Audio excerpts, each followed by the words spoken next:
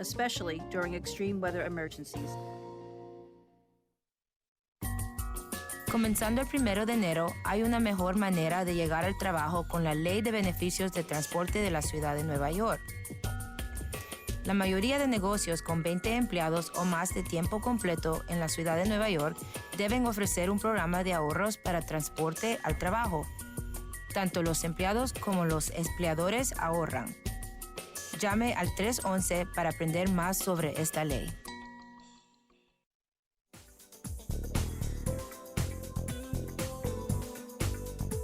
Remember, for more information about New York City government services, dial 311 or visit nyc.gov. I am Manhattan Borough President Gail Brewer. As we age, our brains change, and we have to work a little harder to stay sharp. That's why I'm sponsoring Up With Aging at CUNY's Graduate Center on Sunday, March 20th, in cooperation with the Dana Foundation. Join me and other older New Yorkers as we learn how to keep our brains and bodies active and in touch. RSVP at upwithaging.eventbrite.com or by calling 212-669-4039. Criminal record? You can work with that. I'm Human Rights Commissioner Carmelyn P. Malalas. It's now illegal for most NYC employers to ask about criminal records of job applicants in ads, applications, or in interviews before making a job offer. When employers consider qualifications first, more New Yorkers go to work. That makes businesses strong and powers our economy. To file a complaint or report a violation, and for employers who want free trainings on the law, contact the Commission on Human Rights by calling 311 or visit nyc.gov/humanrights. Remember, for more information about New York City government services, dial 311.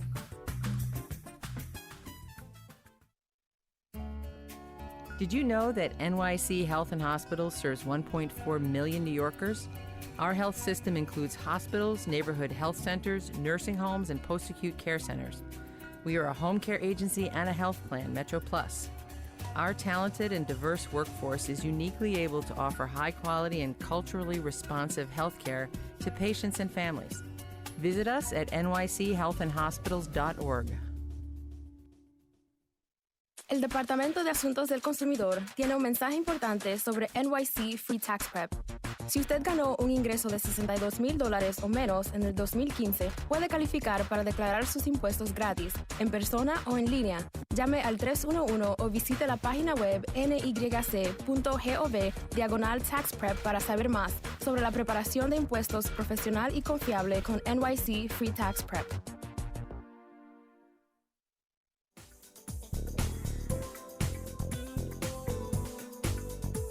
Remember, for more information about New York City government services, dial 311 or visit nyc.gov.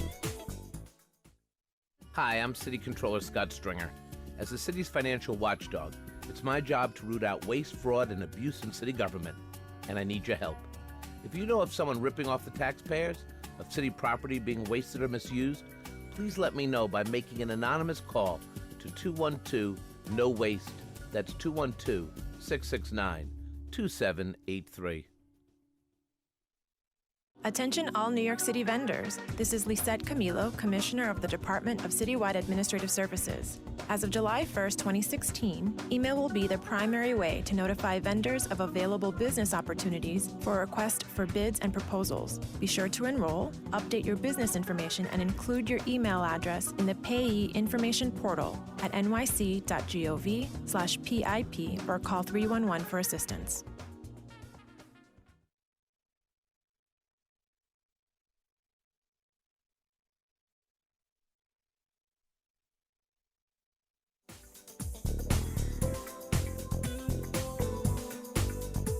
Remember, for more information about New York City government services, dial 311 or visit nyc.gov. Many New Yorkers qualify to file their taxes for free. Do you? The Department of Consumer Affairs has an important message about NYC Free Tax Prep. If you earned $62,000 or less in 2015, you may qualify to file your taxes for free, either in person or online. Call 311 or visit nyc.gov/taxprep to learn about trusted professional filing with NYC Free Tax Prep. Hello, Hello, this is Gladys Carrion, Commissioner for the city's Administration for Children's Services. Is your teen acting out, running away from home, skipping school, using drugs? Did you know that the city's Family Assessment Program, FAP, provides support to families who are struggling with their teenagers? FAP can help you reduce conflict and connect you to family counseling, substance abuse services, crisis intervention, and other supports. For more information, call 311. Remember, for more information about New York City government services, dial 311.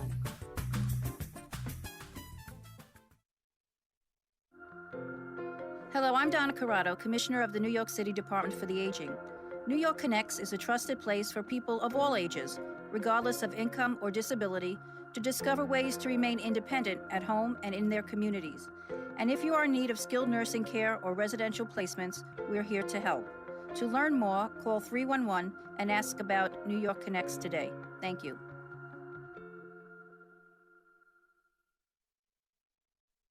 Brooklyn Bridge Park keeps getting better. Hi, I'm Regina Meyer, president of Brooklyn Bridge Park, and we're thrilled to welcome visitors to another exciting season on the Brooklyn waterfront. This summer, come visit our brand new marina, climb the bouldering wall at Main Street in Dumbo, or have a barbecue at the Picnic Peninsula.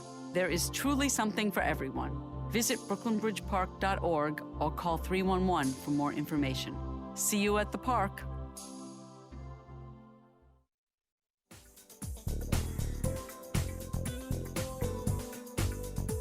Remember, for more information about New York City government services, dial 311 or visit nyc.gov. Did you know Metro Plus Health Plan, part of NYC Health and Hospitals, is the plan of choice for 500,000 New Yorkers? For nearly a decade, Metro Plus has been the top-rated health plan in customer satisfaction. Metro Plus offers affordable health insurance coverage for New Yorkers of all incomes, including a plan with $0 to $20 monthly deductibles. Find out more at metroplus.org. This is New York City Comptroller Scott Stringer. It's my job to protect the city's bottom line and ensure that every New Yorker has equal economic opportunity and access to government. My Community Action Center is here to help. If you need assistance from my office, from questions about your pension, a claim against the city, or even concerns about a possible labor law violation, call us at 212-669-3916. Remember, for more information about New York City government services, dial 311. Hello, I'm Donna Corrado, Commissioner of the New York City Department for the Aging. Are you age 60 or older? Our 260 senior centers offer social, cultural, educational, and health and wellness workshops, assistance with benefits, nutritious meals, and other life-giving activities. To learn more about DFTA, please call 311 or visit nyc.gov/aging, and remember to check on your elderly neighbors, especially during extreme weather emergencies. Comenzando el 1 de enero, hay una mejor manera de llegar al trabajo con la Ley de Beneficios de Transporte de la Ciudad de Nueva York. La mayoría de negocios con 20 empleados o más de tiempo completo en la Ciudad de Nueva York deben ofrecer un programa de ahorros para transporte al trabajo.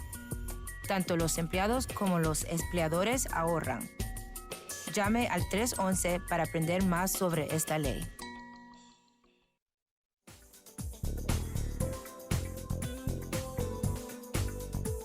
Remember, for more information about New York City government services, dial 311 or visit nyc.gov.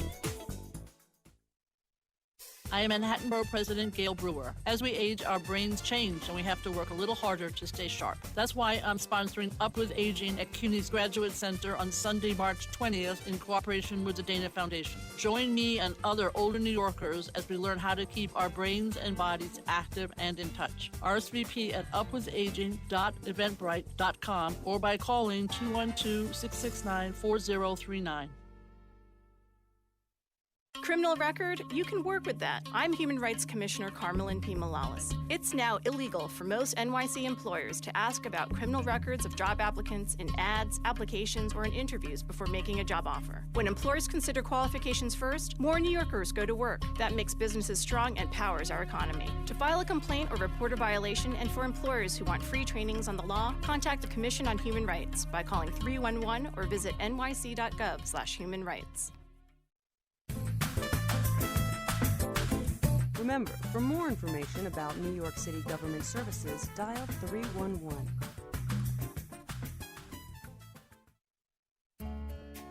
Did you know that NYC Health and Hospitals serves 1.4 million New Yorkers? Our health system includes hospitals, neighborhood health centers, nursing homes, and post-acute care centers. We are a home care agency and a health plan, Metro Plus. Our talented and diverse workforce is uniquely able to offer high-quality and culturally responsive health care to patients and families. Visit us at nychealthandhospitals.org.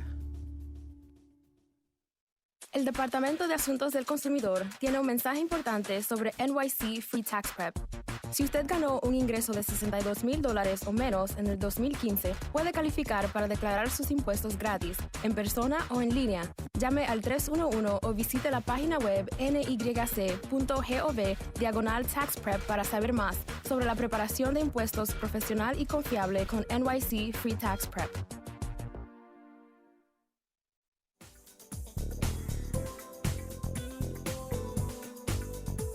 Remember, for more information about New York City government services, dial 311 or visit nyc.gov.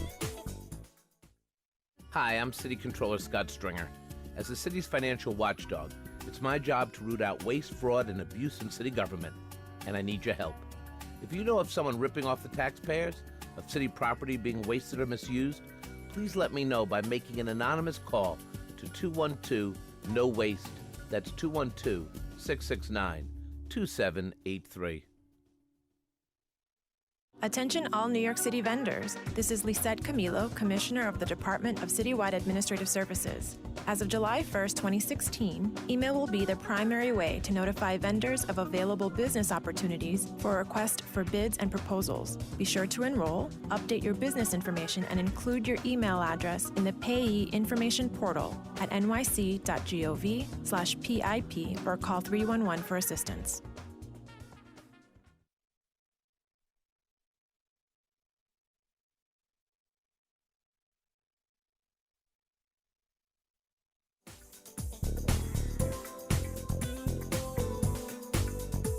Remember, for more information about New York City government services, dial 311 or visit nyc.gov. Many New Yorkers qualify to file their taxes for free. Do you? The Department of Consumer Affairs has an important message about NYC Free Tax Prep. If you earned $62,000 or less in 2015, you may qualify to file your taxes for free, either in person or online. Call 311 or visit nyc.gov/taxprep to learn about trusted professional filing with NYC Free Tax Prep. Hello, this is Gladys Carrion, Commissioner for the city's Administration for Children's Services. Is your teen acting out, running away from home, skipping school, using drugs? Did you know that the city's Family Assessment Program, FAP, provides support to families who are struggling with their teenagers?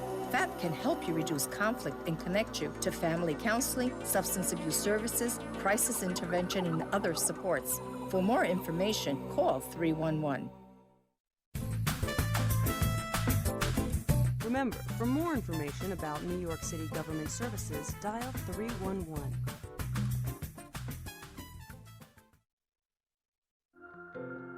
Hello, I'm Donna Corrado, Commissioner of the New York City Department for the Aging. New York Connects is a trusted place for people of all ages, regardless of income or disability, to discover ways to remain independent at home and in their communities. And if you are in need of skilled nursing care or residential placements, we're here to help. To learn more, call 311 and ask about New York Connects today. Thank you.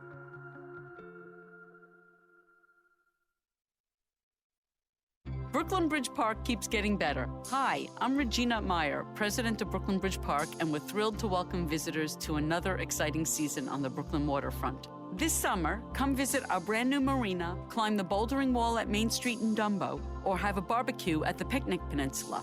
There is truly something for everyone. Visit brooklynbridgepark.org or call 311 for more information. See you at the park.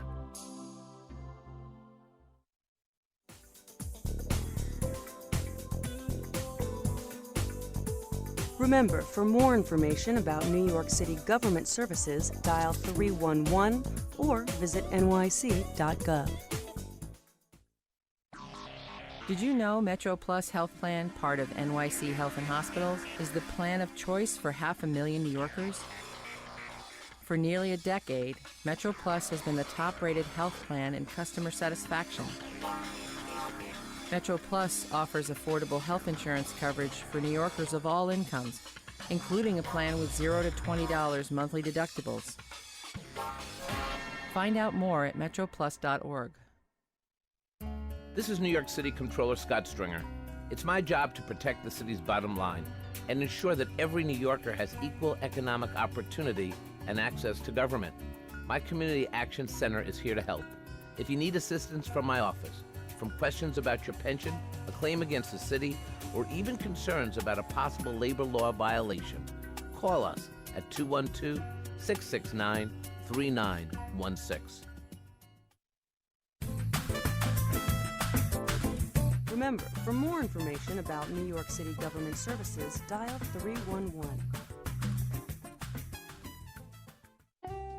Hello, I'm Donna Corrado, Commissioner of the New York City Department for the Aging. Are you age 60 or older? Our 260 senior centers offer social, cultural, educational, and health and wellness workshops, assistance with benefits, nutritious meals, and other life-giving activities. To learn more about DIFTA, please call 311 or visit nyc.gov/aging, and remember to check on your elderly neighbors, especially during extreme weather emergencies. Comenzando el 1 de enero, hay una mejor manera de llegar al trabajo con la Ley de Beneficios de Transporte de la Ciudad de Nueva York. La mayoría de negocios con 20 empleados o más de tiempo completo en la Ciudad de Nueva York deben ofrecer un programa de ahorros para transporte al trabajo. Tanto los empleados como los empleadores ahorran. Llame al 311 para aprender más sobre esta ley.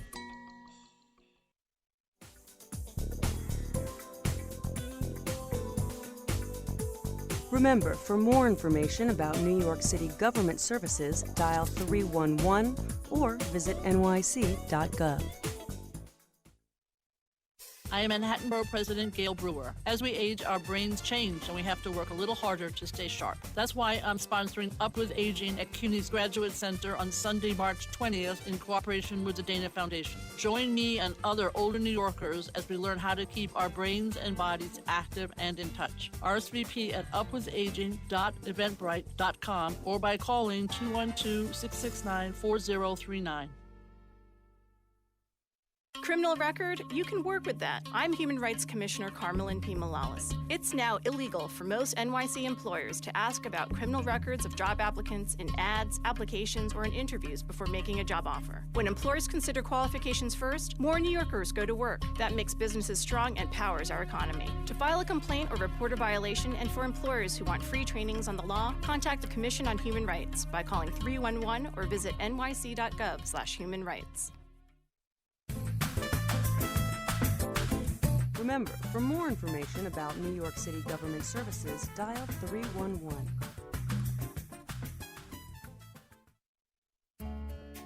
Did you know that NYC Health and Hospitals serves 1.4 million New Yorkers? Our health system includes hospitals, neighborhood health centers, nursing homes, and post-acute care centers. We are a home care agency and a health plan, Metro Plus. Our talented and diverse workforce is uniquely able to offer high-quality and culturally responsive health care to patients and families. Visit us at nychealthandhospitals.org. El Departamento de Asuntos del Consumidor tiene un mensaje importante sobre NYC Free Tax Prep. Si usted ganó un ingreso de $62,000 o menos en el 2015, puede calificar para declarar sus impuestos gratis, en persona o en línea, Llame al 311 o visite la página web nyc.gov/tax prep para saber más sobre la preparación de impuestos profesional y confiable con NYC Free Tax Prep.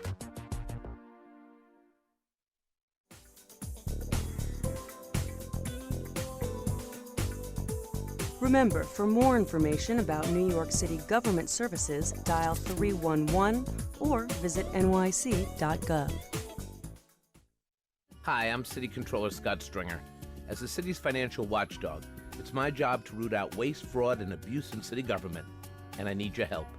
If you know of someone ripping off the taxpayers, of city property being wasted or misused, please let me know by making an anonymous call to 212-NO-WASTE.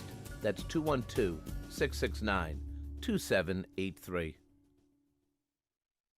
Attention all New York City vendors. This is Lisette Camilo, Commissioner of the Department of Citywide Administrative Services. As of July 1st, 2016, email will be the primary way to notify vendors of available business opportunities for a request for bids and proposals. Be sure to enroll, update your business information, and include your email address in the Payee Information Portal at nyc.gov/PIP or call 311 for assistance.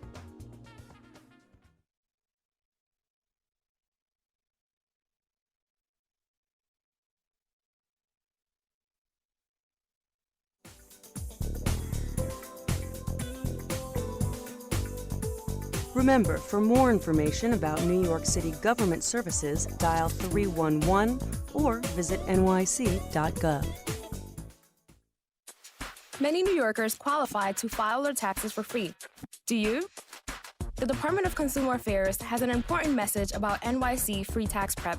If you earned $62,000 or less in 2015, you may qualify to file your taxes for free, either in person or online. Call 311 or visit nyc.gov/taxprep to learn about trusted professional filing with NYC Free Tax Prep. Hello, this is Gladys Carrion, Commissioner for the city's Administration for Children's Services. Is your teen acting out, running away from home, skipping school, using drugs? Did you know that the city's Family Assessment Program, FAP, provides support to families who are struggling with their teenagers? FAP can help you reduce conflict and connect you to family counseling, substance abuse services, crisis intervention, and other support.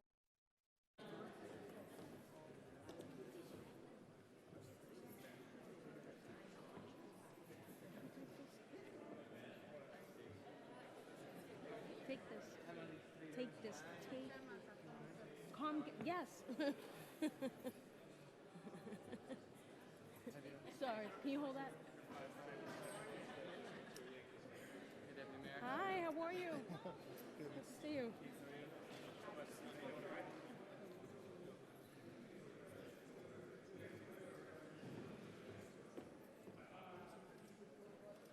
Oh, I'm like, wait a minute, I don't think we've got the name.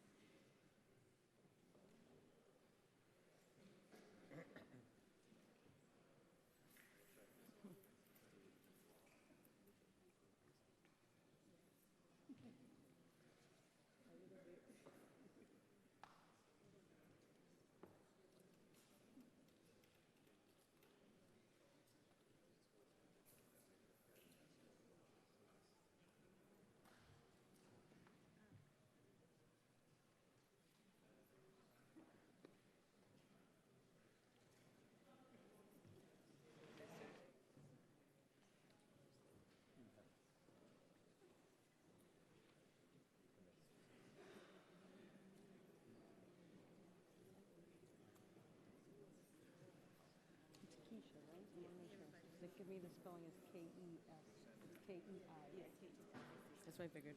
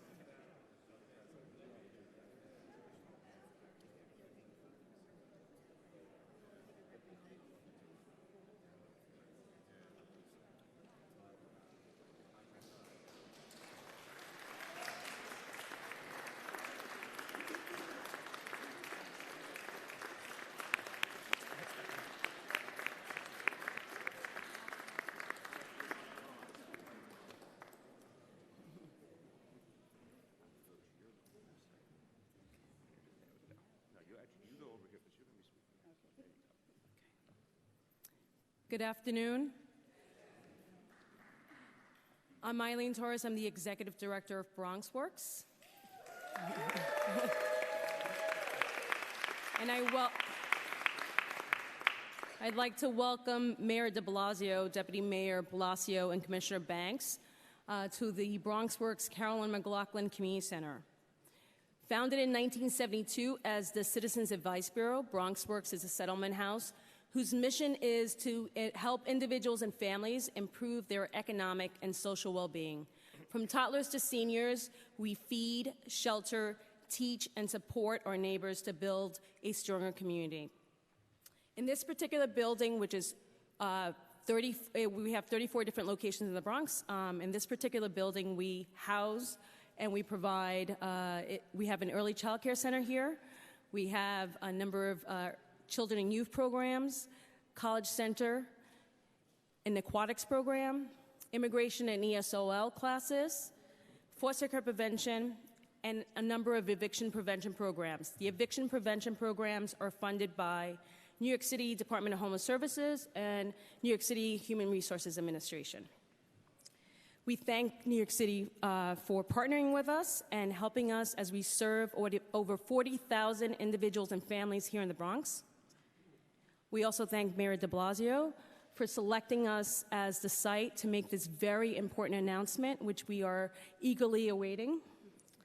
And without further ado, I introduce you to Ms. Keisha Wood, who is a recipient of the Homeless Prevention Services. Ms. Wood?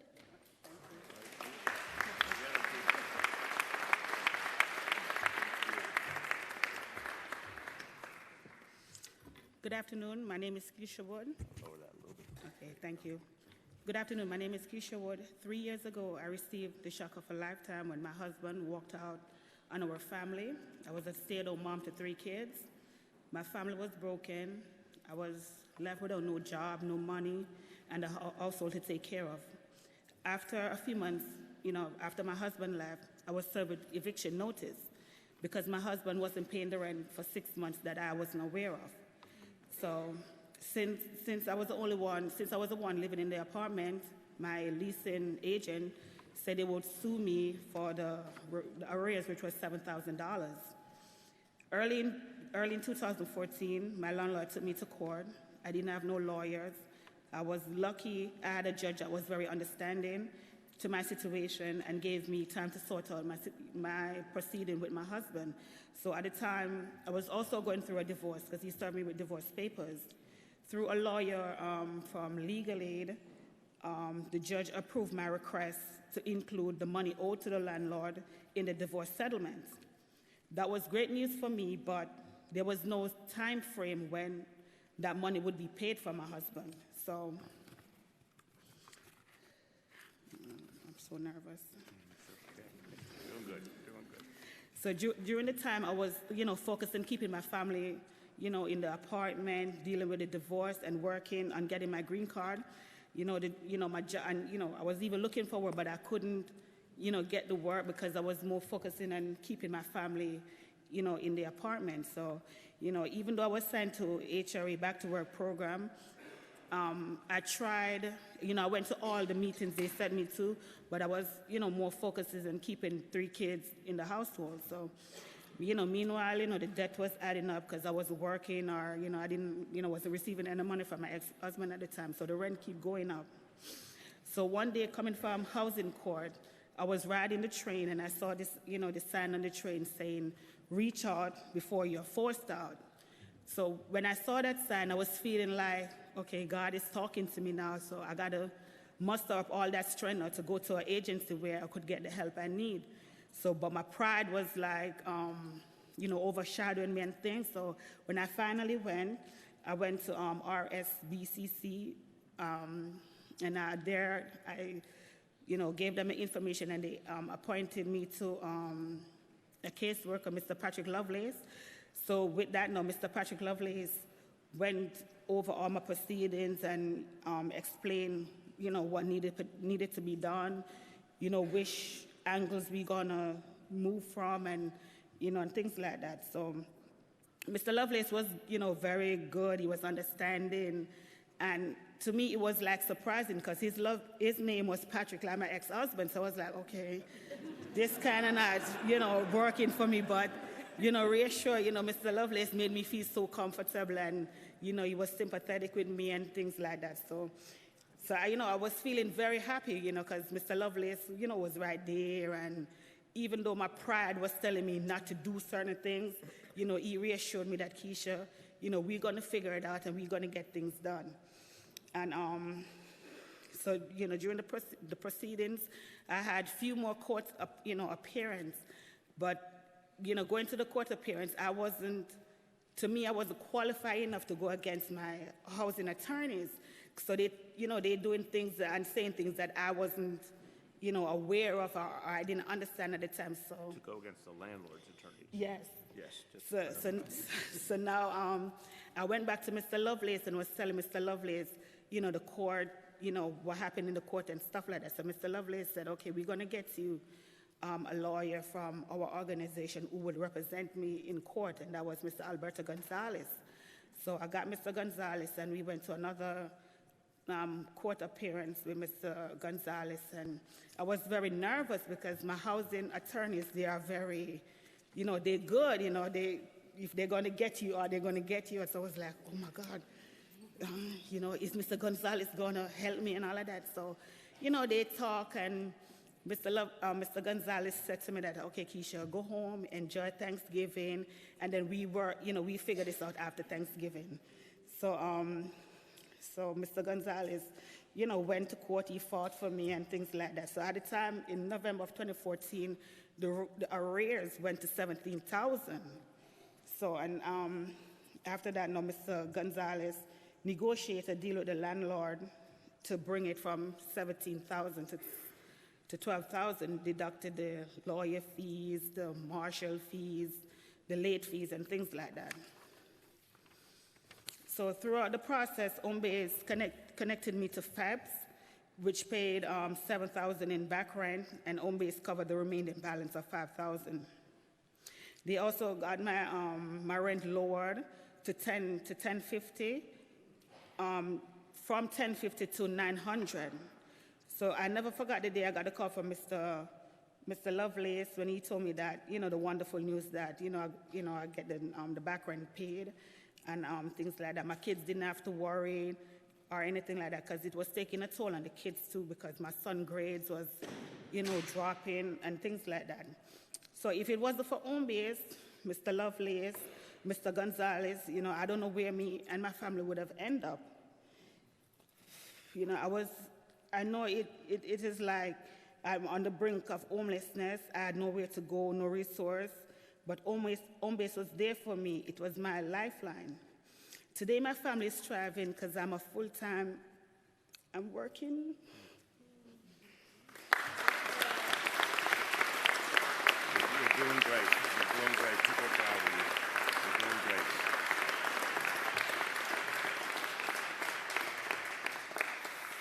Today, my family is thriving.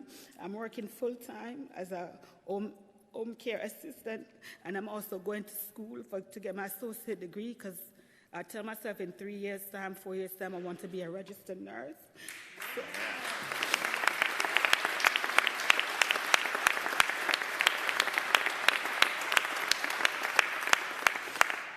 So I'm so thankful for this program and to Mayor Bill de Blasio for his commitment in helping, family like myself, you understand, to stay in our apartment and things like that.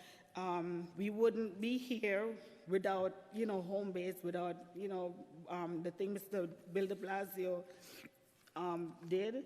So when the mayor office called me, I was thrilled because I tell Mr. Lovelace this. Whatever you guys want me to do, to speak to anyone, I'll be there.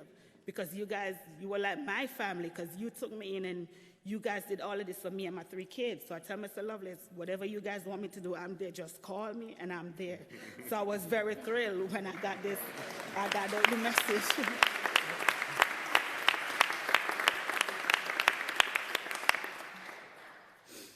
They saved me and my family because I remember specifically. My son is 16 now, but at the time my son was, 14. And I went to a PTA conference, and his teachers was telling me, Davon attitude, changes, and he's not the Davon we knew. So, I tried to explain to her that, my husband left, and we are facing eviction. And, I give her a basic, explanation of Davon's situation. And she said she didn't know and things like that. She's talked to Davon, talked to me, and now Davon is doing much better. His grades went up back. My daughter, she used to cry a lot. She's not crying no more because she used to say, oh, Mom, we're going to leave our apartment. And I said, no, right now we're not going to leave. We're here for good now. We're not going to leave. So Mr. Mayor Bill de Blasio, I thank you so much. I thank Mr. Lovelace. I thank Mr. Alberta. I thank Homebase. And I'm so proud to introduce to you the Mayor of New York City, Mr. Bill de Blasio. Great. You're doing great. Congratulations.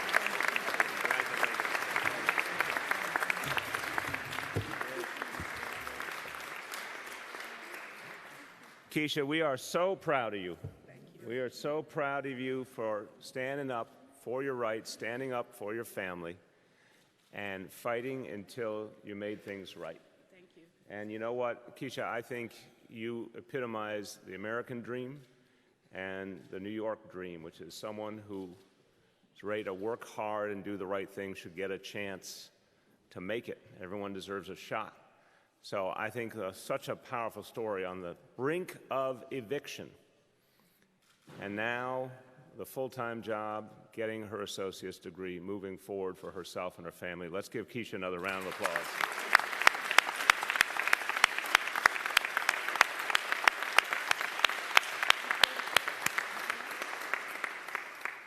Now, where is Patrick Lovelace? There he is. Stand up. Stand up. Let's give that man a round of applause.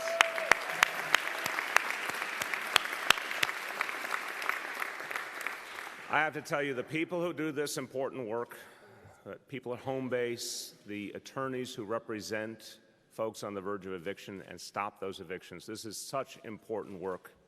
You're literally changing the trajectory of a family's life. And this is the kind of thing we all come here to do in public service. For all of you at home base, you can tell that you every day are making people's lives better. You're helping families stay together. And to all the attorneys, and we're very, very proud of the investments we've made in legal aid and legal services, listen to what Keisha said. She was alone up against a landlord's attorney. She said something to me when we met earlier. She said, I didn't even understand the words the attorney was using, all the legal terminology. She felt alone. She felt outgunned. And then Alberto Gonzalez became her attorney, and now it was a fair fight. And when it's a fair fight, the tenant can win, and she's still in her apartment where she belongs.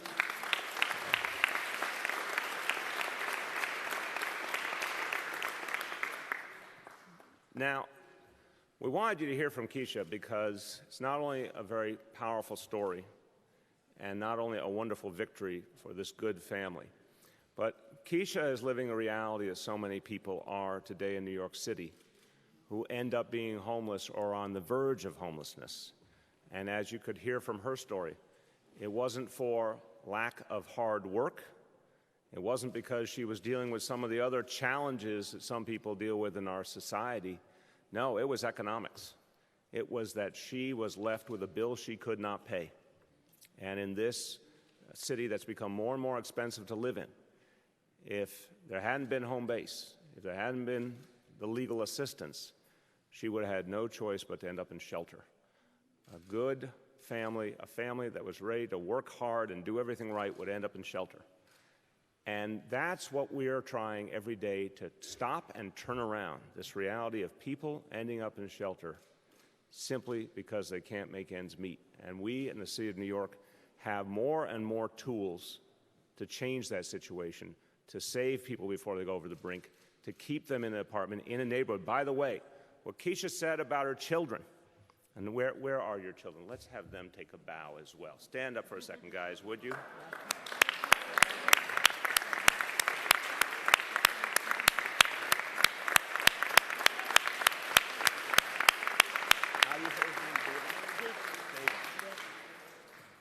I want you to know, Davon, I'm going to brag on you that when Davon was at his previous height academically, he was getting a 4.0 average. It went down a little to 3 point something. I said, Davon, I never had a 4.0, so you can feel pretty good that you're on the right track.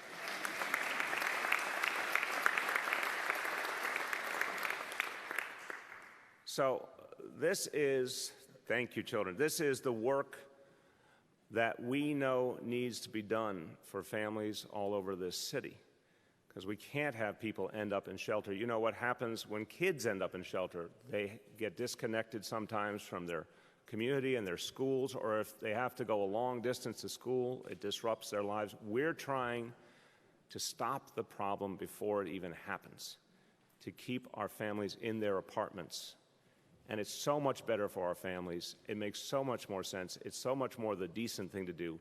And I've always said it's so much better for the taxpayer, too, to help people on the front end to prevent homelessness, because homelessness has a horrible human cost. It also has a horrible cost to all of us. So this is a success story, and we're going to have many more like it, because we're making the kinds of changes we need to in light of this reality. And there's another fact you should know, to recognize how different today's homelessness is versus what we knew in the past. Right now, of the families in shelter, and I think everyone knows, shelters used to be overwhelmingly single adults. Now shelters are predominantly, the people in shelters are predominantly families. Well, here's an important point to know. 30% of the adult family members in shelter now have jobs. They leave shelter and they go off to a job and they come back at night. And many others have had jobs recently, are looking for work. So we, of course, we have a lot of focus. We hear a lot of concern about the 3,000 or 4,000 people who live on our streets. We're going to certainly talk about that today, too, all the ways we want to help them and turn their lives around. But for the tens of thousands of people who live in shelter, you may not think you see them the way you do someone who's on the street, but they're very much a part of our lives because it's the person next to you on the subway, it's the person in line at the cart to get coffee, it's the person who maybe works in the same building as you, or the child who goes to the school that you teach in. If you think about it, those tens of thousands of people who are trying to do the right thing and because of economic reality ended up in shelter, they're part of the everyday life of the city. And our job is to help them out of shelter, help them realize the fullness of their potential, not let the economic reality of the city overcome them. So many people who, like Keisha, are not only doing the right thing now, but are trying to better themselves and find a way to a long-term great job. And by the way, Keisha's going to be a great registered nurse. I told her she's never going to lack for employment as a registered nurse. So the fact is, especially over the last decade, the reality of homelessness in this city changed profoundly. It became much more an economic reality.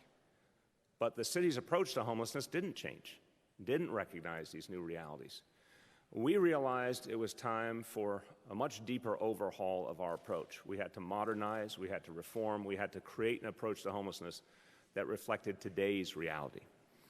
And that's why today we announce a new vision for fighting homelessness in this city and a new structure and approach with which to do it. This is as a result of the 90-day review we undertook of all of our homelessness efforts.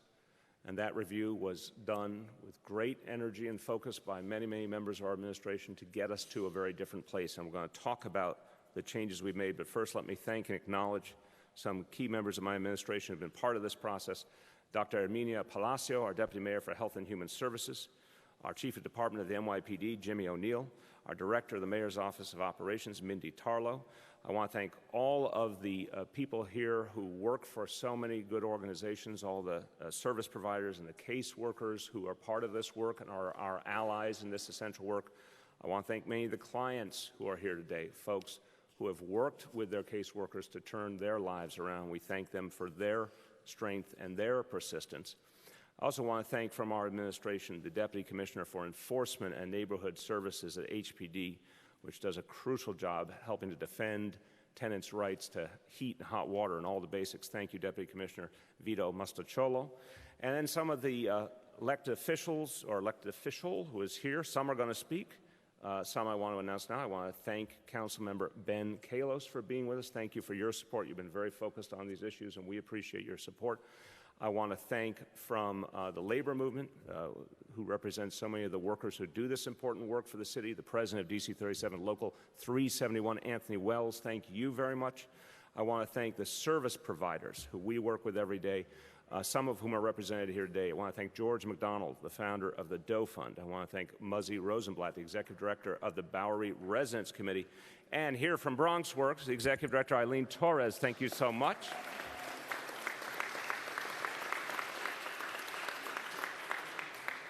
And someone who has been working on these issues for a long time and works with us every day on so many issues, the president of the Federation of Protestant Welfare Agencies, Jennifer Jones-Austin. Thank you so much.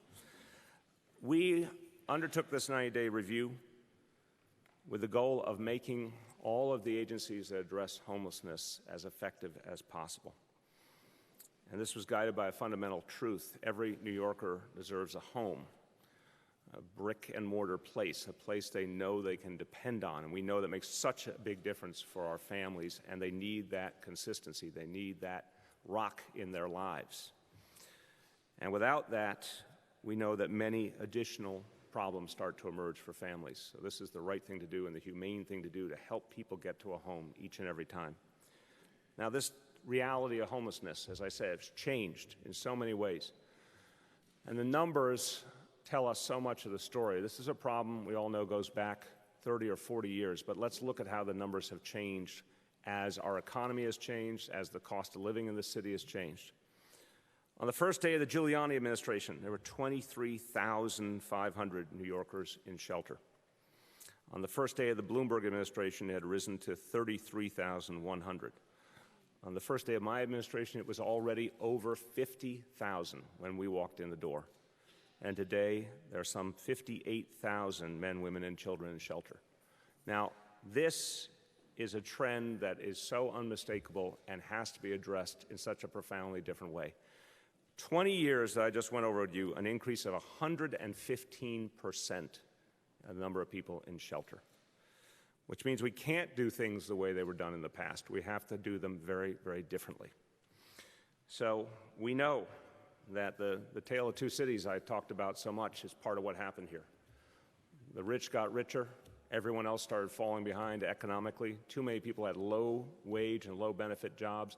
And just when you would not expect that to come with a huge increase in the cost of housing, guess what? Cost of housing skyrocketed. Even after the Great Recession, the cost of housing kept skyrocketing in this city. Those, unfortunately, were the building blocks of this crisis.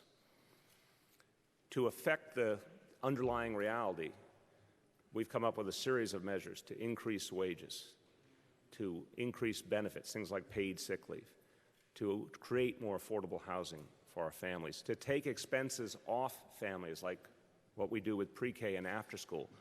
We've always said that this city alone cannot solve all the problems, but that if we consistently try to raise wages and benefits and reduce the costs of struggling people and working people, we can make a difference in their lives. And we're going to keep doing that to make it possible for everyday people to live in this city. Now, at the same time, to fight homelessness, we knew we needed to fundamentally approach the strategy differently. Some of those pieces we announced previously, tenfold increase in the amount of legal aid and legal services, a commitment to getting out of the clusters have been the kind of housing that have not been acceptable for families, and to get out of the hotels ultimately. We've announced a number of initiatives previously. Now we're going to add a number more.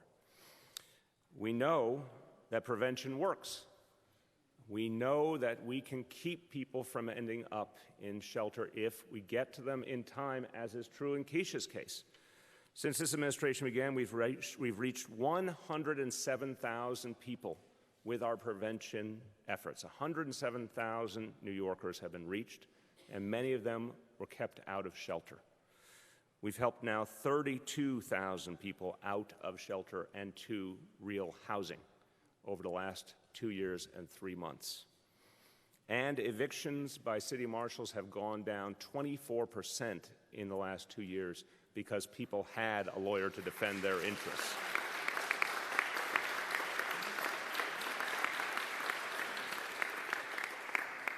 Now, here is a number you have not heard before, to the best of my knowledge. I mentioned we have about 58,000 people in shelter right now. By our projections, had we not put the legal services in place and the preventative efforts in place, if we had not consistently given people the subsidies and the other support to get out of shelter, instead of 58,000 in shelter today, that number would be over 71,000.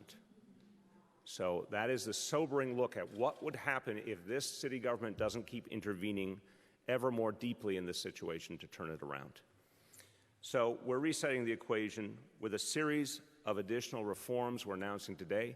Our plan has 46 individual new reforms that will add to our efforts to address the homelessness problem foundationally. There are 4 main goals in this effort.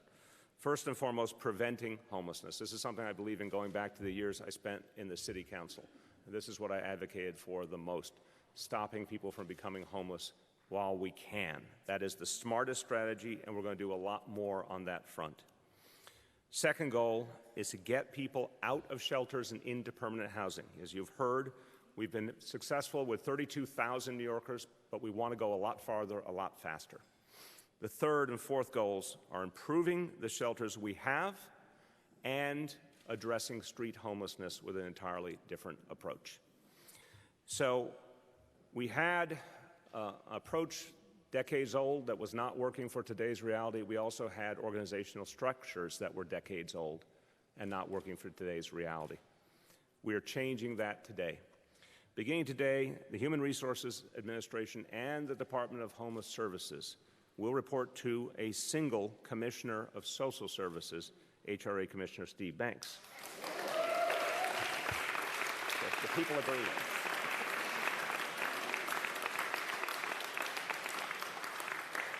I think the election was unanimous. Second, we're creating an interagency homelessness accountability council because all agencies are a part of this effort. I want to particularly thank Chief Jimmy O'Neill as a great example of this. NYPD has been an extraordinary partner in the efforts that we've put together with Homestat. Every agency, HPD is a crucial piece of it, operations is a crucial piece of it. This is something that's going to have to be done not just by HRA and DHS, but by a variety of agencies. Dr. Erminia Blasio will be the leader of the Interagency Council, and I have seen already in the few months on the job, she's been a tremendous leader, and she is going to be able to get these agencies on the same page. We're also going to continue to urge everyone in Albany to institute reforms we need. The issues of homelessness were not addressed in the state budget that was announced over a week ago. There's still a chance to do it in the legislative session.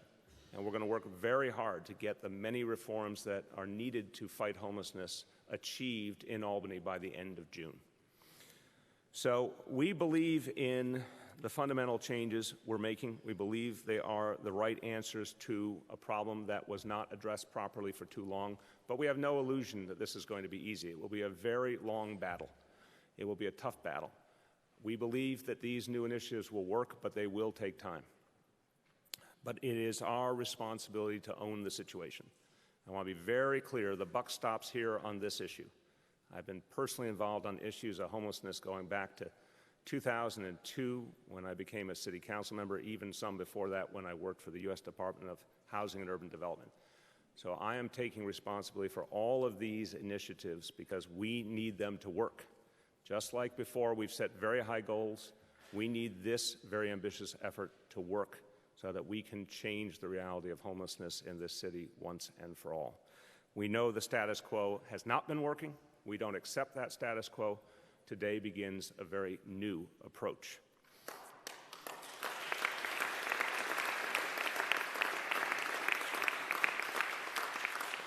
And just very quickly in Spanish before I bring forward Commissioner Banks.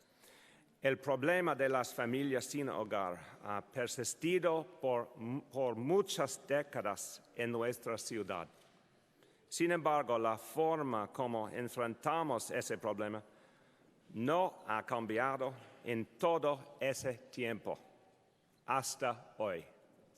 Estamos presentando un nuevo plan que va a modernizar la lucha contra el desamparo. With that, it is my pleasure to bring forward HRA Commissioner Steve Banks. You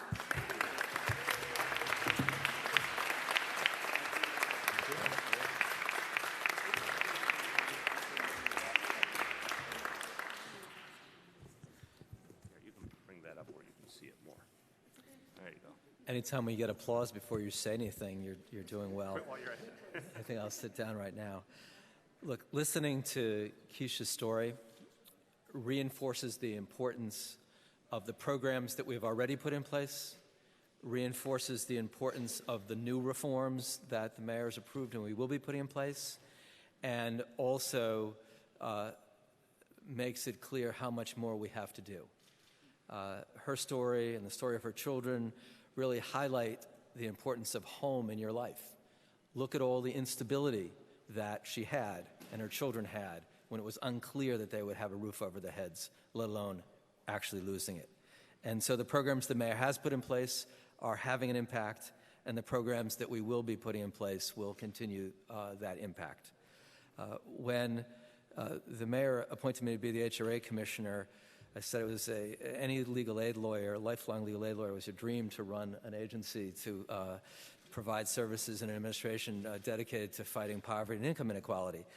Not sure what to say today, now being responsible for HRA and the Department of Homeless Services, but I want to thank the mayor for your confidence in me. Well deserved. Well deserved. I want to highlight a couple of the important reforms that we have put in place, and I want to harken back to what the mayor said when he ordered us to undertake a review of homeless services in the city, something that really hadn't had a fresh look in 20 years. He said, we really have to focus on client services. Are they timely and are they effective? And that was the guiding principle in looking at our delivery of homeless services. From the client's perspective, are our services timely and effective? And to get to the reform process, we ran focus groups with clients, we conducted surveys of clients, we spoke to clients on the street, we spoke to clients in shelters, we interviewed more than 26 different government agencies were involved in the interview process. We surveyed DHS staff. More than 60 not-for-profit and other organizations providing services were involved in the process. We cast a very wide net because that's what the mayor wanted us to do, to take a fresh look at everything. And we think that the structure that the mayor is putting in place today will enable us to make the kind of progress that we need to for clients. We found that over many years, it was often an alphabet soup of services with clients having to navigate through that. And the structure that the mayor is putting in place today is essentially a no wrong door structure to ensure that we can connect people to services and provide those services.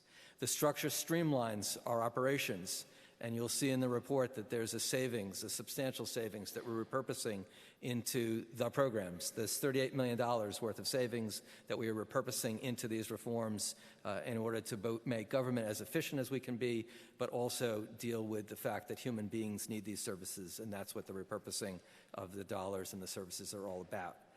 In terms of prevention, we're very much focused on that old adage that the ounce of prevention is worth a pound of cure, but we're going further than that. Agencies like BronxWorks and CAMBA and the other partners in Homebase have really shown the way over the years that if you can reach people before they need shelter, you can keep them in a stable situation and keep them out of shelter. So we will be expanding the scope of the services through Homebase to address the kinds of problems that they are seeing on the ground, and we're going to be working with Homebase to really emphasize a prevention-first strategy. We're also going to be using data analytics, which we've been experimenting with, to identify clients that are at risk of homelessness before they apply for shelter or after they've already applied for shelter and have had difficulty in terms of access. We'll be focusing on rehousing and streamlining the rehousing process, consolidating and making improvements in our rental assistance programs, taking additional actions. We've had terrific partnerships with thousands of landlords, but there are some who have refused our programs, and we will be increasing our source of income discrimination enforcement. This is an important law that the mayor drafted and enacted when he was in the council, and that's a tool that we want to make sure that's available to address those landlords that may not want to accept the programs. We will be focusing on street homelessness, and we talked last week about Homestat and the importance of the case management approach to provide the kinds of outreach services that we've provided for years, but create in the mayor's vision a citywide case management approach to know everybody on the street and develop an individualized plan to help people get off the streets, because that's clearly what the review showed, that one size fits all doesn't work. You need an individualized plan.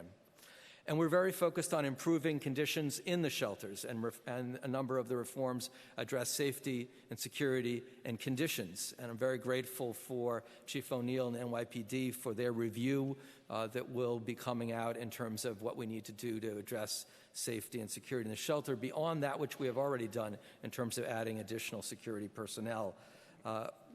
We also are very focused on conditions in the shelters. We reported last month on our shelter repair squad, reducing substantially the numbers of violations in shelters. As some of you know, we're taking new action because we want to ensure that our clients are in appropriate circumstances. First, we have reached out to all shelter providers, asking them whether or not they will work with us to replace operators who are deficient in providing services based upon our findings in the shelter repair squad, and providers who are not willing to work with us to make those repairs. And so we're asking providers that have a good track record to be available to work with us to substitute for those that are deficient. Number two, we have addressed a number of deficient operators with some new action that we are taking. First of all, there is the LCG provider of shelter in the Bronx at 92 different sites, 424 units. They have 5,956 violations. There's 1,620 people in their units. We are having them come in. We expect prompt action, and if it is not taken, we will replace them and take further actions to ensure the safety of our clients.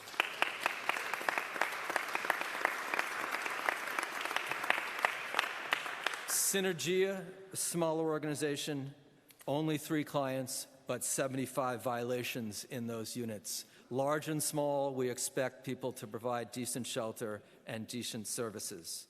These actions that we're taking now as part of the moving forward with reforms build upon actions that we've already taken during the 90 days.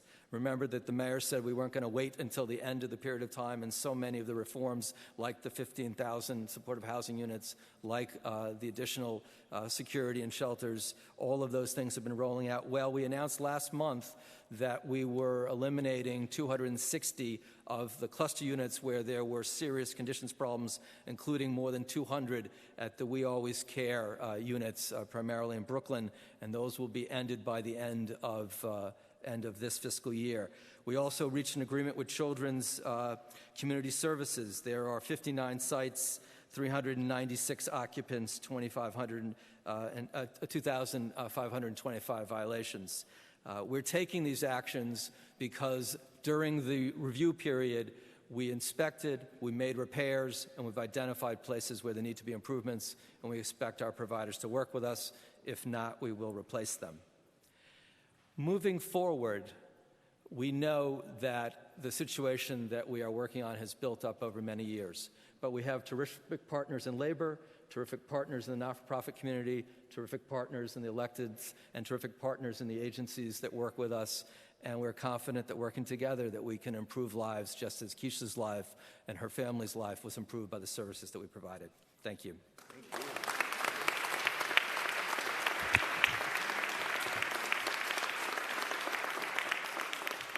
Next, we've had a crucial ally in this fight, both in everything that we're doing here in the city and also fighting to make sure we have the right policies and the right resources from Albany. I want to welcome the chairman of the General Welfare Committee in the City Council, Steve Levin.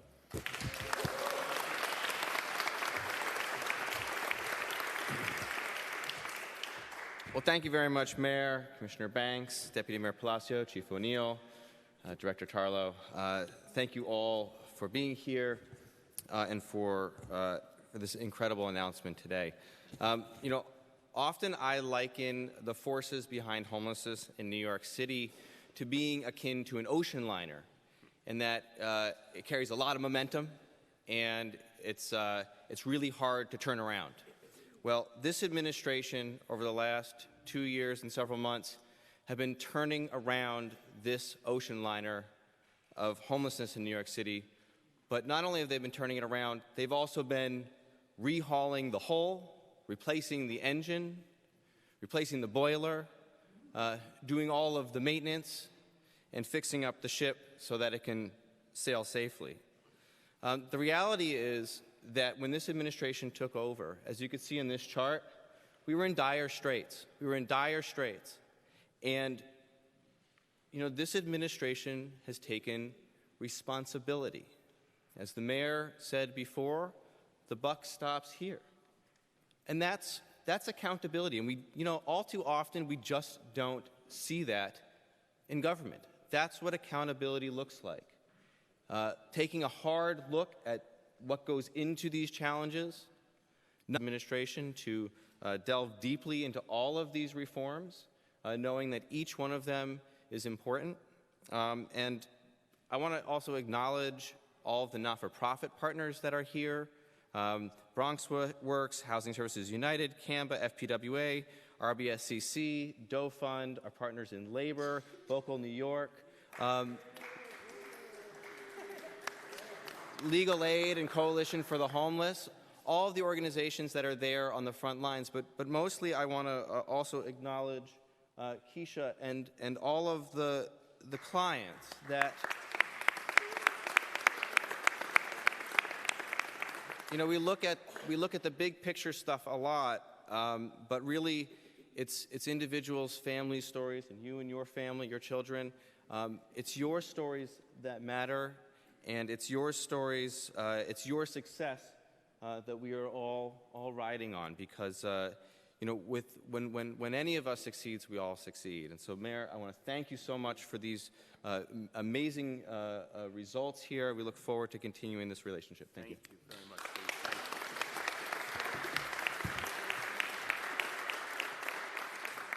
Now, Steve did a better job than me at pointing out the chart, so I just want to describe this chart, and then I'm going, for visual purposes, to go stand and point. So the red line up on the right is where we project homelessness would have gone had we not implemented the very intensive prevention efforts and the efforts to get people out of shelter to housing. The blue line on the right is where we stand today, and you can see the leveling off that, thank God, has occurred, and we need to act further on. So I'm now going to visualize.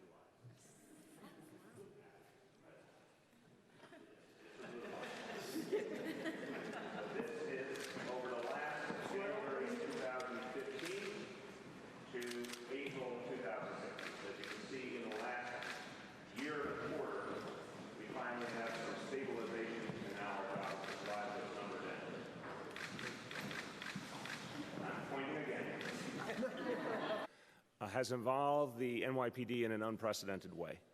And Vanessa Gibson has been a strong proponent of these changes, and it very much correlates with the work that Chief O'Neill has been doing to create real neighborhood policing for the first time in this city, and I commend you, Chief, for that. The way that the NYPD now is partnering with the other agencies to do the outreach work on the street, but also to improve the quality of our shelters. This is unprecedented and a big piece of what's going to help us move forward. So the chair of the Public Safety Committee of City Council, Vanessa Gibson. I'm going to read this. I think you look stately. Good afternoon, ladies and gentlemen. It is a pleasure and honor to be here.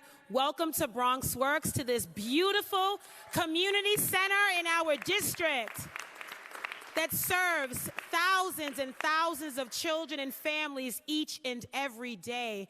I want to thank Eileen Torres and the entire BronxWorks team. For over 40 years, you have been serving the Bronx with honor, with dignity, with integrity, with compassion and commitment. And I'm so honored to represent BronxWorks in this great community in the New York City Council. I want to thank our phenomenal, hardworking mayor. Thank you so much, Mr. Bill de Blasio, for your leadership. I also want to recognize our first deputy mayor, Tony Charis, our deputy mayor, and I might add, Bronx native, Deputy Mayor for Health and Human Services, Dr. Herminia Palacio. Yes. Our HRA Commissioner, Steve Banks, and his team, our NYPD Chief of Department, Chief Jimmy O'Neill, Mindy Tarlow. I want to recognize Anthony Wells from Local 371, and all of my colleagues who are here with us this wonderful afternoon. Thank you so much for recognizing that in the spirit of collaboration and partnership, we can achieve great success. We have embarked on recognizing that the homeless individuals and families that go to shelters each and every night deserve better. Through this partnership, through this collaboration, we are developing innovative and creative techniques, tools, practices, and measures that are going to invest in families. When you prevent homelessness, you provide stability and security for families. You allow families to raise their children in dignity, in communities. You invest in our families, you invest in our communities, and ultimately we have stronger communities for that. And so I am thankful to stand here as a partner on behalf of my colleagues in the New York City Council and our speaker, Melissa Mark Viverito, because this is going to make a difference. It is already showing through those numbers that we are saving lives. We are saving families. Housing Court that stands right next door to this building, every morning there are dozens of individuals and families that stand on that line, and they deserve services. The investments we're making in civil legal services is causing those numbers to go down. We are making sure that we provide families with access. We are allowing them to turn their obstacles into opportunity. And there's no better option and way to do that than by making sure we streamline our policies, we streamline programs, we make sure that there are resources that are necessary for all of our families and our individuals. And I also want to add that I represent School District 9, and we unfortunately have one of the highest concentrations of students in our schools that live in temporary housing. We're going to change those numbers, ladies and gentlemen. We're going to have more success stories like Ms. Keisha, who stood here and talked about her story. There are a lot of stories like that, a lot of testimonies, and we want to make sure that families and individuals know that we are here to support them every step of the way. And so I thank you, home base and all the programs. My district office is right next to an HRA center, so I see the work we're doing every day. And I thank you so much to all of our community partners, to the Doe Fund, to Bowery, to Ridgewood Bushwick, to CAMBA, to BRC, to FPWA, and certainly BronxWorks. Thank you. Thank you for recognizing that in the struggle, we can find success. And that is what we are doing. We are committed, and we will not stop until those numbers are so low that we will no longer need to stand at these press conferences. I am committed as your council member to work with all of my partners in recognizing that in these investments, we are creating success stories each and every day. Thank you very much, Mr. Mayor. Thank you to all of my colleagues. I congratulate you on this occasion. Thank you.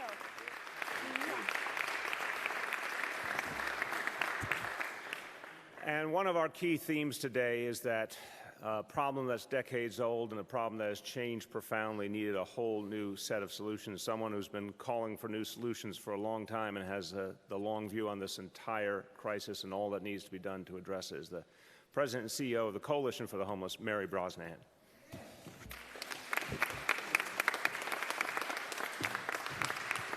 Thank you, Mr. Mayor. I think I see so many folks from the press here today that for years, some decades, have followed this issue. And when the lights go off and they shut their recorders off, the question is always what will make a difference? Because there's this corrosive dust of cynicism that's settled on this problem. And sadly, I think a lot of people doubt that anything is going to make a difference. But I stand here today with Steve Banks, the mayor, with all these wonderful people to say this reorganization and the emphasis on putting resources towards housing-based solutions is going to make a difference. It's already making a difference and is bringing those numbers down on the family side of the equation. The reforms on the front end of the system for the single adults are going to bring people in off the streets. I may get in trouble for saying this, but we might see, I hope we see a slight uptick in the number of people in the single adult shelters. That'll be a measure of success if we can get people in off the street. You're not in trouble. Okay. You're right. All right. So I'll push my luck a little more and say maybe we can do a little better on and get up to perhaps 2,500 NYCHA units. But most importantly, so many of you were up in Albany covering the state of the state, where Andrew Cuomo made a bold pledge to commit to 20,000 units of supportive housing. But now that we've looked through the budget bills, the realization is that it'll be 3 long years before any of those units come online. And I think I speak for all New Yorkers here in the city that we cannot wait for 3 years to start bringing our homeless brothers and sisters in off the street. So we want our folks up in Albany to push and have real reform that we've seen here in the city and ramp up those state resources that we desperately need. Thank you. Thank you, Mayor.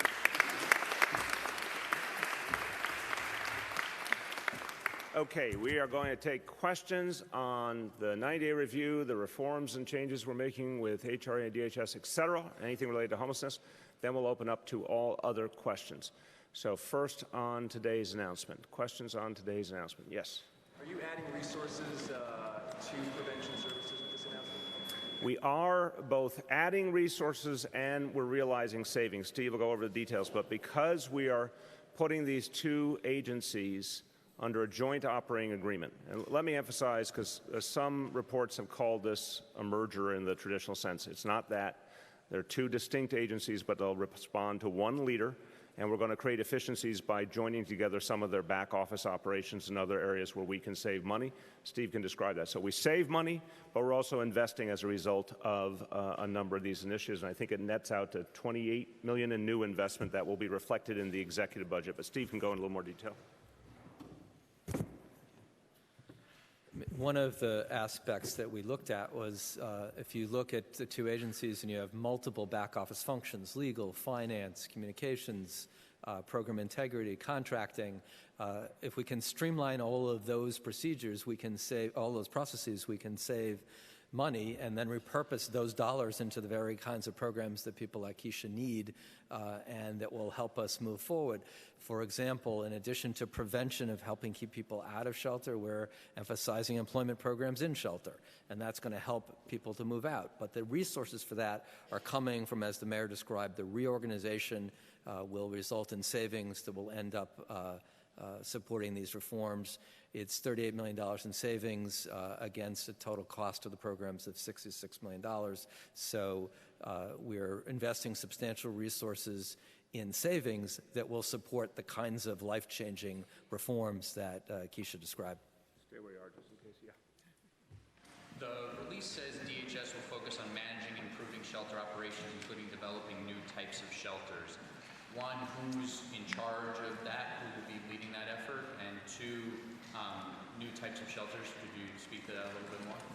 Well, there's certainly a consensus in the city that's developed among providers and government that for many years the focus on shelter models used hotels or used buildings that should have been used for permanent housing like the clusters, and that instead when shelters are developed they really ought to be able to fit in the community and combine a combination of transitional housing with permanent housing with community space. And so there are a number of very creative consortiums that are working on proposals, and we expect to receive some of those proposals. There's already one underway that BRC is doing here in the Bronx in partnership with HPD to really look at transitional housing as just that, as opposed to freestanding shelters that are in buildings that really weren't built for that purpose.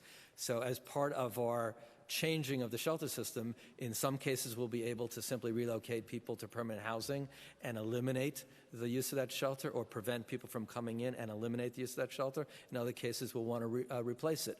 But as Mary said, one of the big focuses we've had over this past winter and will continue to have is bringing people in off the streets. So you may see some increases at different points in time as we move forward with this reform approach. Let me just speak to that for a second. This is a very important point.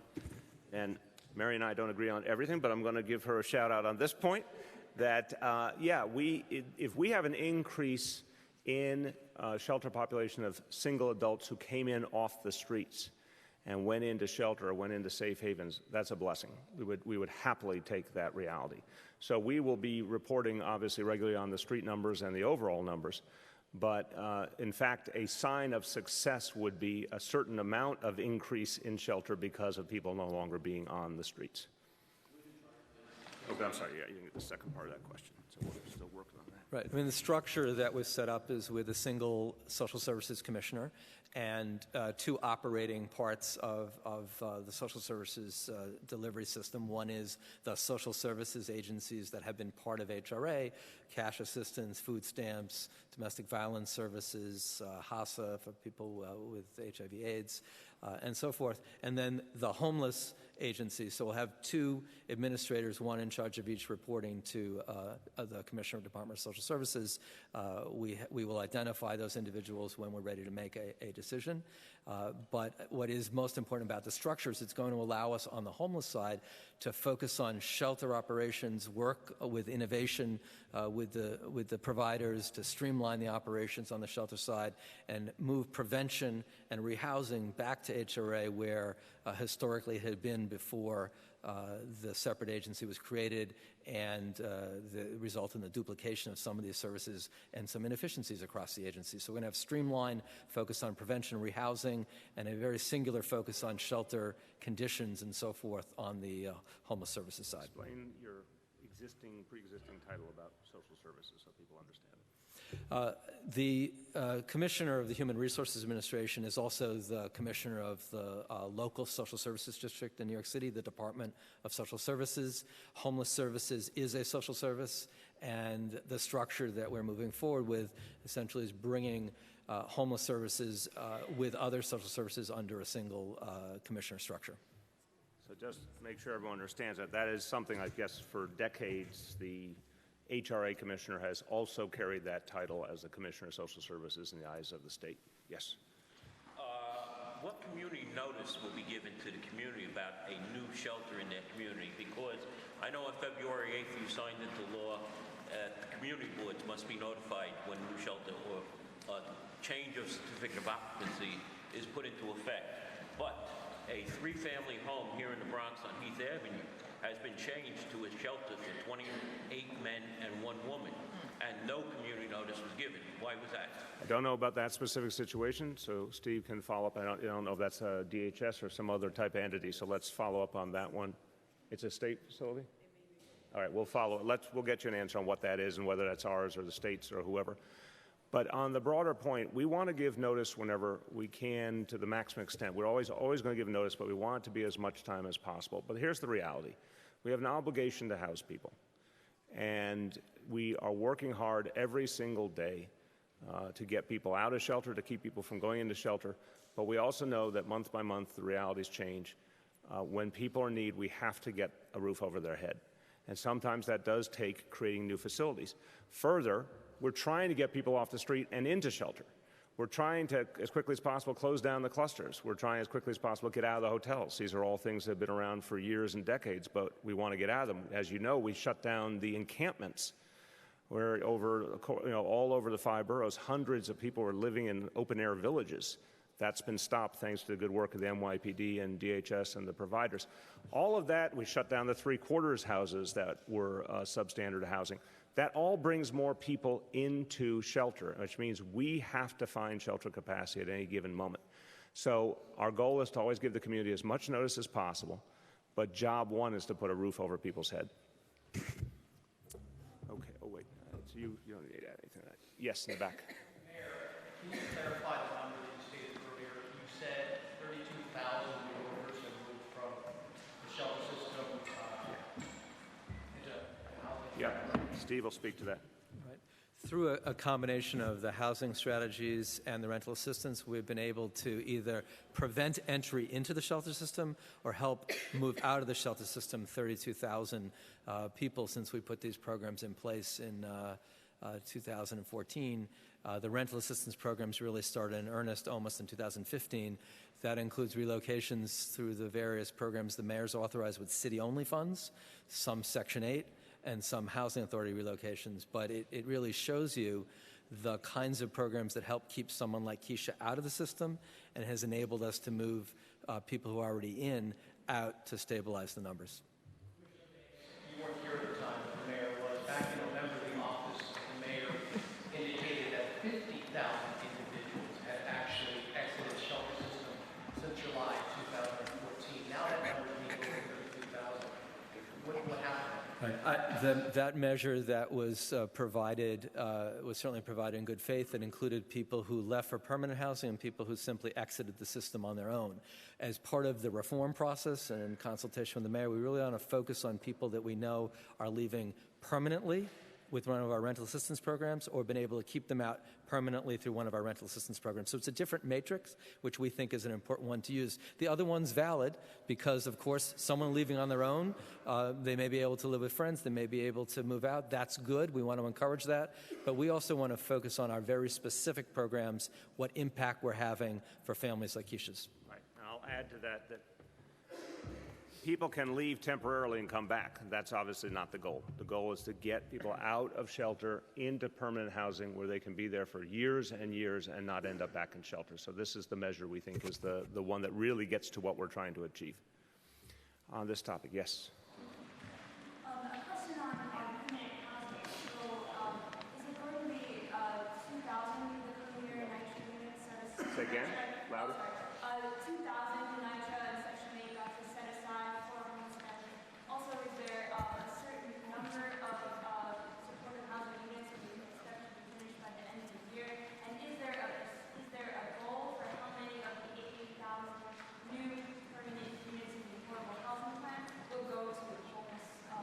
So let me separate those pieces. Very good question. Let me separate the pieces. On the supportive housing initiative, the city's 15,000 apartments that we announced last year, 250 will be up and running this calendar year, 500 in the course, you can clap for that. Thank you. 500 in the course of the upcoming fiscal year. That means taking us to June of 17. And we're going to always try and speed those numbers up even further, but that's what we're guaranteeing to begin with. 250 by the end of this calendar year, an additional 250 taking us up to 500. Am I getting that right? By June. Go with the second part of your question on NYCHA. On NYCHA, what we've said is we are going to balance the needs of survivors of domestic violence and folks who are homeless and other folks with special needs, where you have a substantial number of NYCHA units that will be developed, will be made available for all of those needs. But we also obviously honor the fact that there are tens of thousands of people on the NYCHA wait list trying to get apartments. So we've taken a balanced approach where we divide what we have between those two realities, people on the wait list already and people who have real needs that we have to address. And we're going to stay consistent with our current approach. Your other part was? Just to clarify that, is that then still estimate of 2,000 a year? We'll get you an updated number because that number moves a little bit depending on availability, but it's basically, a split of the existing approach with folks on the wait list versus the folks who have needs based on either domestic violence, homelessness, et cetera. But you had another part of your question. Is there a goal for how many of the 80,000 will use this under the affordable housing? So this gets back, I appreciate that question because it gets back to the fundamental reality of homelessness today. Those 80,000 units, which are part of the overall supply of affordable housing we're creating for the city, in addition to 120,000 apartments that we're going to be preserving. For many, many people, that's going to be why they don't become homeless to begin with, or that's going to be one of the options that gets them out of shelter. It's not a set aside specifically for folks in shelter, but it's another one of the tools, another one of the sources we turn to get people to a home that they can find permanently. This is that crucial distinction between supportive housing and affordable housing. The affordable housing program writ large goes to the heart of the homelessness crisis because the homelessness crisis more and more is about economics. Therefore, affordable housing helps to address that problem. The supportive housing goes to what we might consider the more historic or traditional challenge we faced with homelessness, which is folks with mental health challenges and substance abuse challenges, and it's specifically for their needs. On this topic, yes? Can you give us an estimate of how much of the $28 million more for preventative services will go for addiction prevention or rental assistance, and also an estimate of how much money might be at stake in the Medicaid ask that you have at the state?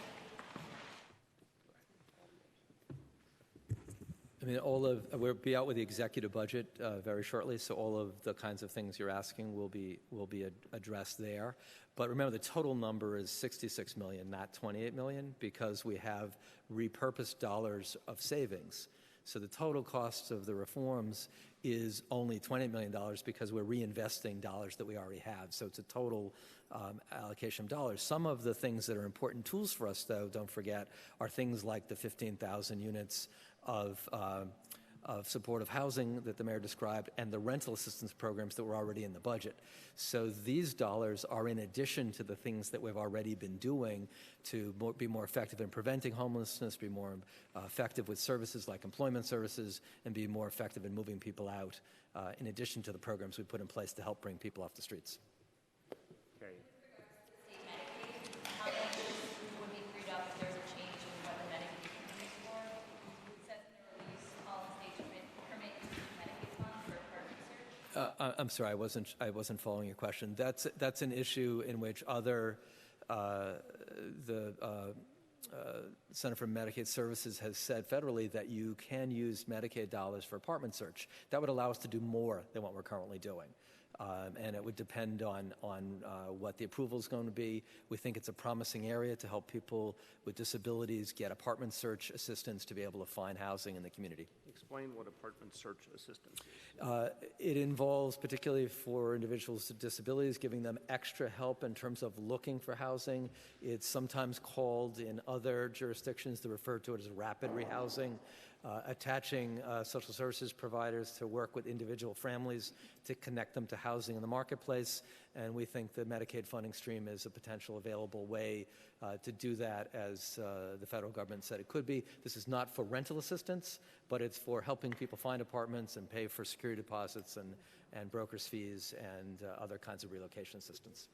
And that is a particular challenge given what's happened with the rental market, given how there are fewer available apartments, particularly if someone has disabilities and needs that support getting the apartment and solidifying the lease and everything. That becomes really, really important. We see this as person by person, family by family. So whatever will help a family get to that apartment, and if they have, for example, a voucher or some other support, making sure they actually can use it in the time limit they have, that's a very important part of the equation, and we think that's an appropriate use for that, for those dollars. Just want to remind people these are media questions only, so I'm looking for media questions. Louder?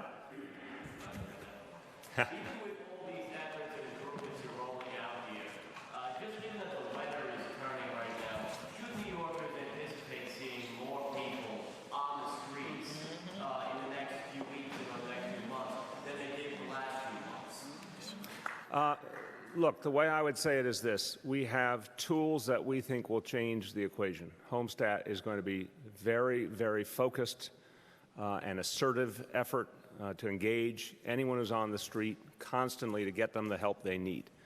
We think that's going to make an impact. We understand there are seasonal differences of what the numbers look like on the streets, but our goal is to put new approaches in place that change the overall dynamic. Yes, Rich. So, if I'm correct, you said that there would be $38 million in savings achieved. Is that, and then there was something was said about back office duplication. Does this mean people will be losing jobs, or No. No layoffs whatsoever. Look, we're going to create savings within the agency, but those individual employees, we have lots of different ways to use their services in different agencies of the city government. So no layoffs whatsoever. Do you want to add anything? I would just add to that, and I know that Chair Levin is here from the City Council in terms of overseeing our budget, that when we implemented a series of reforms at HRA beginning 2 years ago, one of the things we did do was repurpose administrative positions in order to be able to provide the kinds of services we wanted staff to be able to do, and we worked through a process for redeployment. So we effected savings in one place, and we're able to repurpose the dollars and the staff lines to provide the kinds of services we need to be more effective in preventing homelessness, more effective in helping people move out of shelter, and so forth. Okay, on this topic, last call, media question. Yes. Earlier in your comments, this is also can you speak specifically to what boosting of services for domestic violence victims are going to be providing? Thank you. I mean, there are a range of reforms, some that are already in place and some that will be put in place to assist survivors of domestic violence. One is the expansion of the domestic violence shelter system that the mayor authorized. We're going to be increasing the numbers of units with 400 Tier 2 units and 300 emergency beds. That's more than, or essentially that was what was added during the 2002 to 2010. There hadn't been any added after that point in time. So we're adding enough to accommodate another 300 emergency beds and 400 Tier 2 units. It's a substantial increase in our ability to provide those services. We have redeploying staff to provide greater screening to the single adult shelter system for domestic violence. That had not been done historically. The focus was on the family system only. As part of the partnership with the NYPD and our focus on safety in shelters, we're restoring a program that had been cut a number of years ago to have in-reach domestic violence services in the shelter system. The City FEPS program that the mayor authorized, as well as the Link 3 program that the mayor authorized, are specifically have components for survivors of domestic violence to help them get out of shelter quickly or avoid moving between domestic violence shelters and Department of Homeless Services shelters, and within the numbers of housing authority units that are given, that are allocated on an annualized basis. Literally hundreds of the units have been allocated to survivors of domestic violence last year and will continue to do that. Domestic violence is obviously one of the drivers of homelessness. And so the preventive services, the supportive services, and the housing services are all aimed at addressing domestic violence. Deputy Mayor. Thank you. The only thing I wanted to add was this illustrates an example of the Interagency Council, the Mayor's Office of Domestic Violence. You've heard about NYPD. Folks have referenced NYCHA. You've heard tidbits of it throughout the entire conference, but this is why it's so important to bring all of those agencies together, to bring the resources of the city to bear, not just the outstanding resources in HRA and DHS, but to really combine citywide, because people's lives don't happen in the categories of our city organizational boxes. Okay, on this topic, going once, going twice, last call. Okay, thank you. We are going now to off-topic. Andrew. Yesterday, you didn't have a particularly close relationship with the two fundraisers who we now understand are under investigation. Can you elaborate at all on how well you did know them and whether you had any impression that something wasn't quite right, or you felt that this was just part of politics? So I'm going to start by saying I'm happy to take questions today, but I'm not going to be speaking about this after today. I've answered a number of questions already. I'll answer more, and then let's leave it there. The first thing I need to tell you is I hold myself and my administration to the highest standard of integrity. I have been in public life a long time. I am considered a reformer for a reason. I believe in making fundamental changes. And I've made that very, very clear to all the members of my administration. I'm very proud of the way that they have comported themselves. So, from my point of view, I look at all the work we do as making decisions based on the public's needs and the public's interest. That's the standard I hold. In terms of these two individuals, as I said, I met them around the time of the general election, had not known them previously, have spent very little time with them in the scheme of things and not much at all in the last year. And, I'm obviously sad to hear all this has happened. It doesn't sound like it's appropriate. There's an investigation going underway. We'll wait to see what comes of the investigation before making our final judgments. But they're two individuals I just don't know well. Yes? Who on your transition team, or who appointed them to the transition? I don't know the specific process of how each name was determined. There was a group of leaders involved in the transition effort. Over the course of the transition, they brought forward different names to add to the committee. We can get back to you about how that works specifically, but I don't know the exact tick-tock of that. Can you say definitively at this point that these two individuals and the companies that they're affiliated with never got any kind of favorable municipal action in the time that you've been in office? I know of no favorable municipal action they got. Yes. Mr. Mayor, there's been a steady drip of stories about this for about the past week. I wonder if there's something you'd like to say to New Yorkers about the integrity of your administration. I hold myself and my administration to the highest standard of integrity. And whenever anything happens, I make very clear my view. If I think my administration hasn't handled something well or any other part of my operation, I'll say so. But when I think we have done things appropriately, I'll also say that. We are very, very careful about doing things in a legal and appropriate manner. We're very, very careful about disclosing the support we get. We believe in that. There's lots and lots of money that flows into the political process that's undisclosed. I find that reprehensible. We disclose everything, and we welcome questions about it. That's part of what the kind of transparency all of you and the public deserve. But we hold ourselves to a very high standard.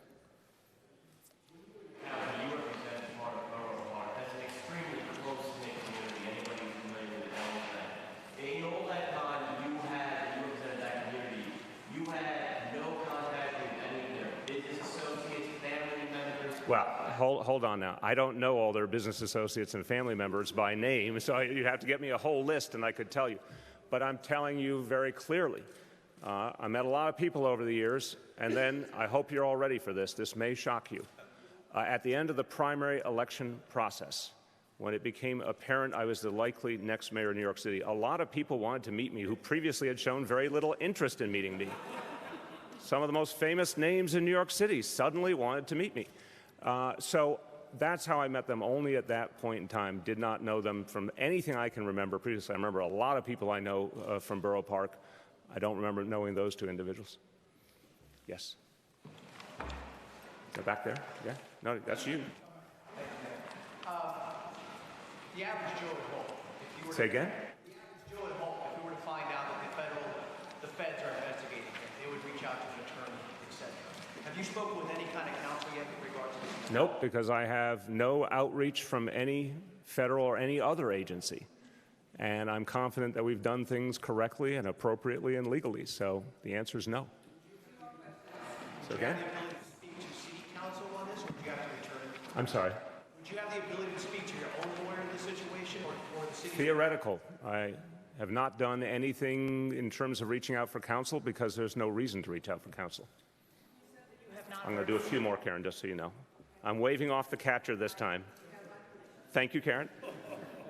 You have said that you have not heard from federal officials about any investigations. Correct. So in the wake of all these stories, have you reached out to ask if you're being... I assume they have my phone number if they want to talk to me. Campaign for One New York, looking back on it now, was that a mistake to have that set up? Do you, if I see you shaking your head no, so I'll continue. You continue, please. So do you think that shutting it down gives the impression that you felt like it was problematic? I mean, there's obviously a lot of questions involved here about the tactics of people raising money for the Campaign for One New York, and then quite a timeline of donations to Campaign for One New York and official action. Look, I would urge a single standard. Let me be very clear about this. I think the first, and I don't mean to assume for the media, but as I expressed on Saturday night, I really do appreciate the role the media plays as a watchdog in our society. The first question is undisclosed donations, which are rampant in our political process. And we should put a lot of attention on that because that is tremendously problematic, that people are trying to affect a process and we don't even know who they are. Second, there are all sorts of vast donations that are legal under our existing laws, and they should be looked at, and there should always be a question asked about whether there was any impact.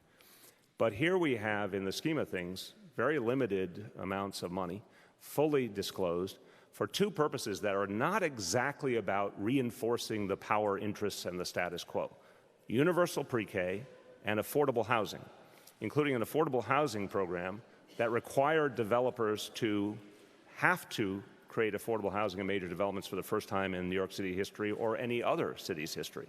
So everyone has a right to judge, but I want you to look very carefully at what these resources were supporting. They were supporting progressive change. There's a lot of money out there that's trying to hold back progressive change. I have been the recipient of, the hard way, of negative advertising of over $10 million directed at me by moneyed interests, very moneyed interests, attacking my administration. We felt from the beginning that when we were trying to achieve a progressive policy initiative, to have resources that would fight for this vision were important and were fair. The good news from my perspective is we achieved some of the foundational things we came here to do. Everyone knows pre-K was the #1 goal of my administration. The affordable housing program is one of the biggest, and everyone knows the biggest vote that we were going to see in the city council in this entire term was on MIH and ZQA. Those things are done. The work is done. There's no reason for such an entity at this point. And the bottom line is I'm going to continue doing my work. I'm not going to be surprised when powerful and moneyed interests attack us again. But we, unlike those interests that won't disclose money, if anyone's supporting my efforts, we'll tell you who they are. And we're very proud of that fact. The city has a law restricting campaign donations for people who have business before the city. Mm-hmm. Campaign for One New York, those rules don't apply. Do you not see a problem with unlimited donations to an entity that people know is attached to you? Again, there's only one law. So this is where I'd ask everyone to check their facts. Everything we've done is legal and appropriate. If you believe there should be a different law, well, then advocate for a different law. But this is the post-Citizens United dynamic in America. I don't think it's right. The candidate I'm supporting for president would like to see a repeal of Citizens United. I support that fully. That would change things fundamentally. But again, as someone who has experienced over $10 million of advertising against me and my agenda, let's be clear. I don't know if you guys have spent a lot of time looking into that and what that meant and what those interests were and why they were doing it. So the law is law. What we did, everything was very carefully and scrupulously checked for consistency with city, state, federal law, for absolute consistency with any other standards that had to be held. We didn't do any of this lightly, and the people who were working on Campaign for One New York didn't do it lightly. But again, we believe that the work that was necessary to do got done. We're very proud of that fact, and there's no need for that entity at this point. Change subjects on you. You're allowed. We've seen how 421A was abandoned, and it probably won't affect the city till after you're mayor. Your mayorship is over. But we're at the same point. I don't know if I agree with your premise, but continue. We're at the same point with mayoral control in the state Senate. How do you feel that's going to come out? Will the Republicans in the state Senate renew it, or how will they change it? Look, I think there is such support in this city for mayoral control education across the spectrum. You know, a lot of folks who I don't agree with on other things in the business community believe fundamentally that mayoral control education is necessary. You see it from people who are progressive, you see it from people who are conservative, because it's the only system that's ever worked. And it starts with a democratic premise. The people vote for a mayor with a vision for the school system, and then the mayor's held accountable. There's no other system that works. I believe in the end, the state Senate will see that. But I'm sure there'll be a process between now and then. I've made very clear I'm happy to participate in any hearings they want to have to talk about why mayoral control is a system that works for our kids. How will they change it? Do you see any changes coming? I don't predict. My job is to show that this is a system that works for New York City. Mr. Mayor, back to the other topic, if you will. I'm just wondering if... You're a fine actor, by the way. Well, thank you so much. Now we're going to take a pie in the face, is what you're saying, right? I thought you handled it with dignity, Rich. Can you explain what is the calculus behind announcing to us that you aren't going to speak about this topic again? Because the questions have been asked and answered about something that, from my experience, is absolutely theoretical at this point. And there's nothing else to say. We've comported ourselves with the highest standards of integrity. Everything we've done in my administration has been open and transparent, and any of the organizations supporting me have been open and transparent. There's just nothing else to say. Okay, we're going to do a couple more, and then we're going to shut it down. So, I mean, the argument against unlimited campaign contributions against Citizens United is the assumption that if someone takes money from certain interests, they will act on their behalf in some particular way. That is the underlying argument against unlimited money in the electoral system. I don't agree with that premise either, but go ahead. I think it's more than that.